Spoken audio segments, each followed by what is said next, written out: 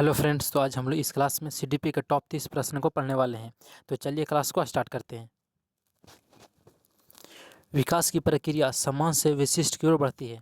जैसे जैसे बच्चा विकसित होता है उसका व्यवहार कैसा होता जाता है।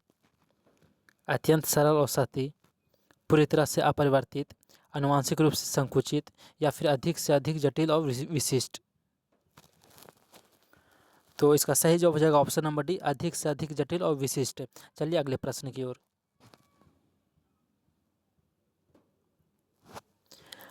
बच्चों के विद्यालय छोड़ने की दर के संदर्भ में उच्च आय वाले परिवारों के बच्चों की तुलना में गरीब परिवारों के बच्चों की क्या स्थिति है। वे कभी विद्यालय नहीं छोड़ते हैं, वे कई तरह के विभिन्न परिस्थितियों के कारण अधिक पढ़ाई छोड़ते हैं, उनकी छोड़ने की दर शून्य होती है, या फिर वे केवल उच्च शिक्षा में छोड़ते हैं।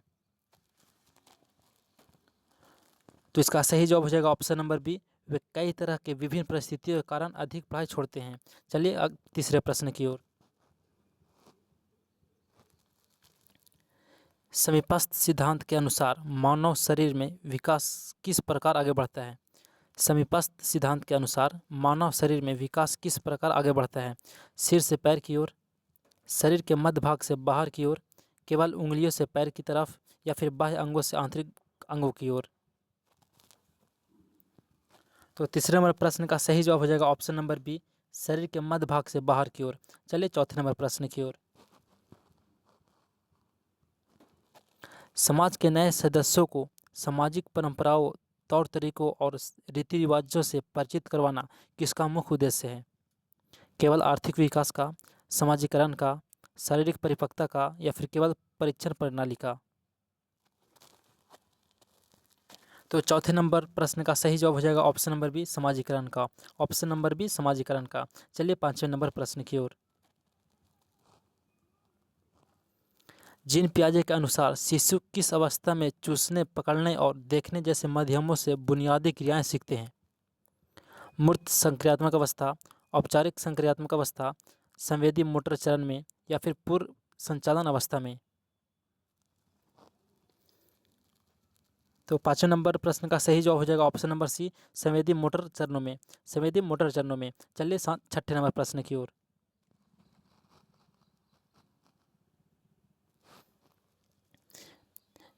पियाजे के अनुसार बच्चे किस चरण में विभिन्न अवधारणाओं के बीच संबंध बनाना शुरू कर देते हैं।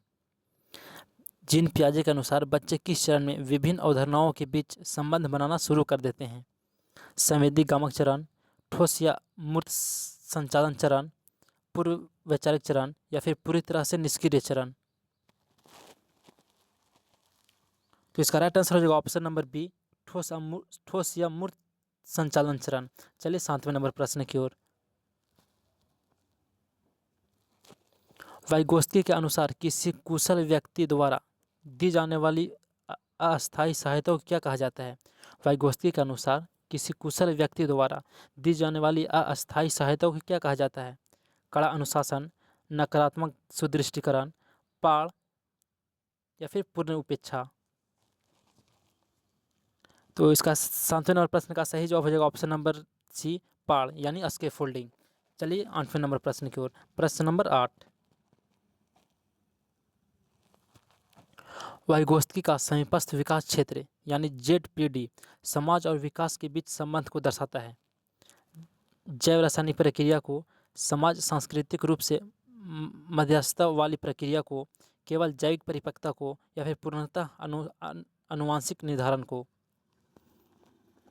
तो 8 नंबर प्रश्न का सही जवाब हो जाएगा ऑप्शन नंबर बी, सामाजिक सांस्कृतिक रूप से मध्यस्थता वाली प्रक्रिया को। चलिए 9वें नंबर प्रश्न की ओर। कोहलबर्ग के नैतिक तर्क के सिद्धांतों के अनुसार प्राधिकरण और सामाजिक व्यवस्था को बनाए रखना किस स्तर पर आता है। पूर्व पारंपरिक स्तर, उत्तर पारंपरिक स्तर, नैतिक शून्यता स्तर, या फिर सामाजिक व्यवस्था बनाए रखने की पारंपरिक स्तर। तो 9वें नंबर प्रश्न का सही जवाब हो जाएगा ऑप्शन नंबर डी, सामाजिक व्यवस्था बनाए रखने का पारंपरिक स्तर। चलिए प्रश्न नंबर 10 की ओर। प्रगतिशील शिक्षा के सिद्धांतों के अनुसार सीखने की प्रक्रिया किस पर निर्भर होनी चाहिए। बच्चों को रटाकर याद कराने पर, अनुभवों, सहकारी अधिगम और वास्तविक परिस्थितियों पर, केवल परीक्षाओं के कड़े डर पर, या फिर केवल पुरस्कार और दंड की नीति पर? तो 10 नंबर प्रश्न का सही जवाब हो जाएगा ऑप्शन नंबर बी, अनुभवों, सहकारी अधिगम और वास्तविक परिस्थितियों पर। चलिए अगले प्रश्न की ओर।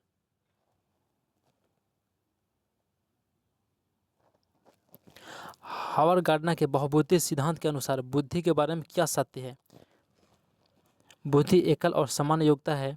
विभिन्न प्रकार की स्वतंत्रता बुद्धिमत्ताएं होती है। बुद्धि केवल कागजी परीक्षा से ही मापी जा सकती है, या फिर सभी व्यक्तियों की बुद्धि का स्तर बिल्कुल समान होता है? तो इसका सही जवाब हो जाएगा ऑप्शन नंबर बी, विभिन्न प्रकार की स्वतंत्रता बुद्धिमत्ताएं होती है। चलिए प्रश्न नंबर 12 की ओर। राष्ट्रीय शिक्षा नीति 2020 के अनुसार प्राथमिक विद्यालयों में शिक्षा का माध्यम क्या होना चाहिए? राष्ट्रीय शिक्षा नीति यानी एनईपी 2020 के अनुसार प्राथमिक विद्यालय में शिक्षा का माध्यम क्या होना चाहिए? केवल विदेशी भाषा, केवल मानक अंग्रेजी भाषा, कड़े प्रशासनिक नियम वाली भाषा, या फिर बच्चों की मातृभाषा, या फिर उनकी घरेलू भाषा? तो इसका सही जवाब हो जाएगा ऑप्शन नंबर डी, बच्चों की मातृभाषा या फिर उसकी घरेलू भाषा। चलिए 13वें नंबर प्रश्न की ओर।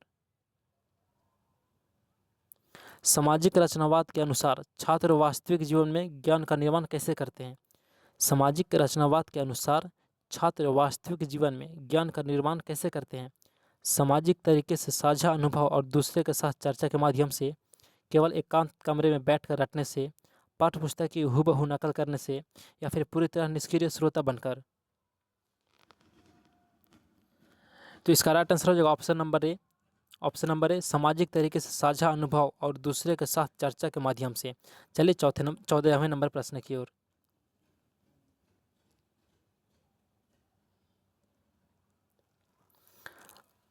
प्रासंगिक शिक्षा शास्त्र का मुख्य केंद्र निम्नलिखित में से किस पर होना चाहिए? प्रासंगिक शिक्षा शास्त्र का मुख्य केंद्र निम्नलिखित में से किस पर होना चाहिए? केवल अमूर्त और काल्पनिक तथ्यों पर, छात्रों के सामाजिक, राजनीतिक और व्यवहारिक परिवेश को शामिल करने पर, छात्रों को समाज से पूरी तरह अलग करने पर, या फिर केवल परीक्षा में अंकों का सुधार करने पर? तो 14 नंबर प्रश्न का सही जवाब हो जाएगा option number B. Option number B, छात्रों के सामाजिक, राजनीतिक और व्यवहारिक परिवेश को शामिल करने पर।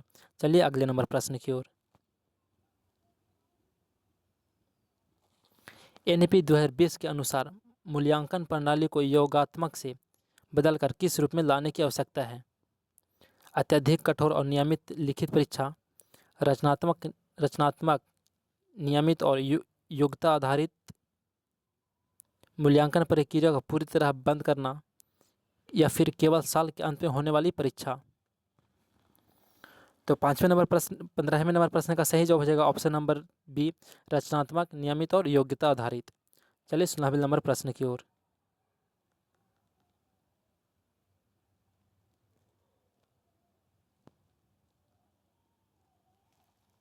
शिक्षा में समावेशन का वास्तविक और मुख्य तात्पर्य निम्नलिखित में से क्या है?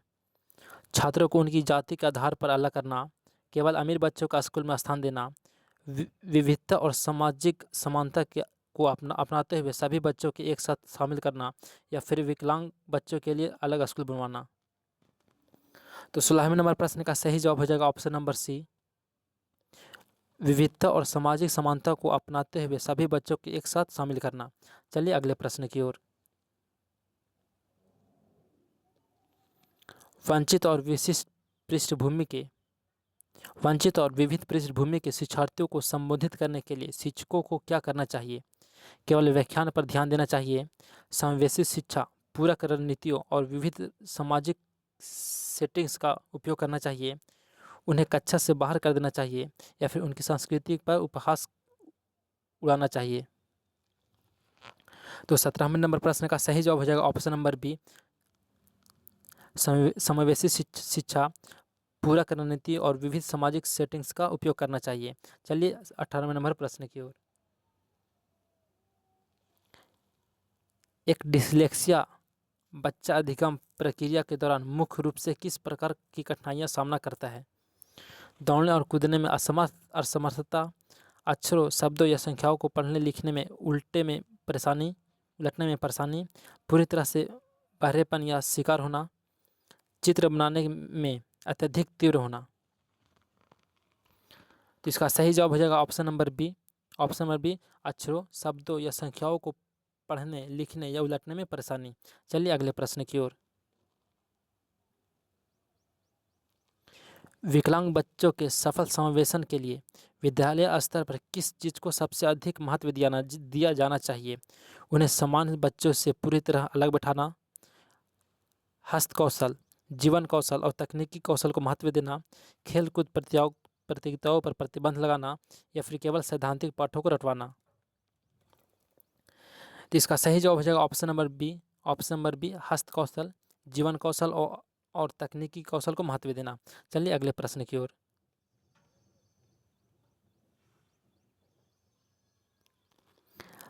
प्रतिभाशाली छात्रों की मुख्य पहचान और विशेषता क्या होती है? वे अपने साथियों की तुलना में बहुत धीमी गति से सीखते हैं। वे अमूर्त रूप से सोचने और अवधारणाओं को बेहतर ढंग से समझने की क्षमता रखते हैं। उनमें उनमें नवीन विचारों के प्रति अत्यधिक भय होता है, या फिर वे केवल रटे हुए ज्ञान को ही दोहरा सकते हैं। तो इसका राइट आंसर होगा option number B. Option number B, वे अमूर्त रूप से सोचते हैं और अवधारणाओं को बेहतर ढंग से समझने की क्षमता रखते हैं।